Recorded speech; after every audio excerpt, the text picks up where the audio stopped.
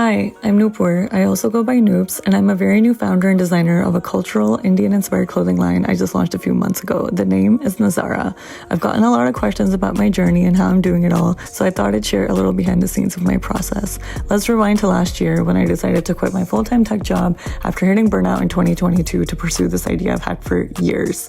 But it was still just an idea so far, so after quitting, I went to India last February to make some samples to see if this idea was even going to be worth it. Also, a glimpse of the suitcases. If you're brown, you know. So while I love my Indian clothes and I was always upcycling old ones, I'd always wanted to create casual Indian-inspired Western clothing that was practical and comfortable while still being simple and cute. And I just felt like I hadn't found a true homegrown brand here in the US that was providing pieces like this at an affordable and accessible price point. So I went ahead and sketched some silhouettes, and now I wanted to find fabric to fit the silhouettes, but I didn't want it to be so Indian and so heavy that you couldn't wear it on the regular here.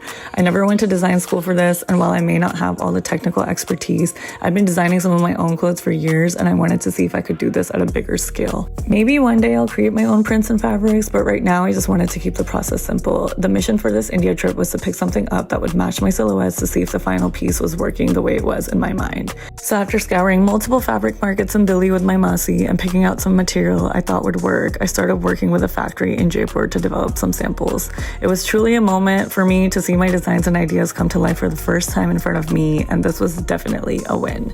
Next, I took the samples home with me and tried them on multiple people. I wanted to see how things were fitting on different body types, as I wanted this clothing to be flattering for multiple body types, not just my own. I also wanted to make sure that the line was inclusive and people felt good when they put these clothes on. After tweaking fittings and a lot of back and forth, the samples were eventually confirmed for production. Now, this is when things got kind of queasy. I mean, I always knew that working with India wasn't going to be 100% a smooth process, but I didn't anticipate this many hurdles.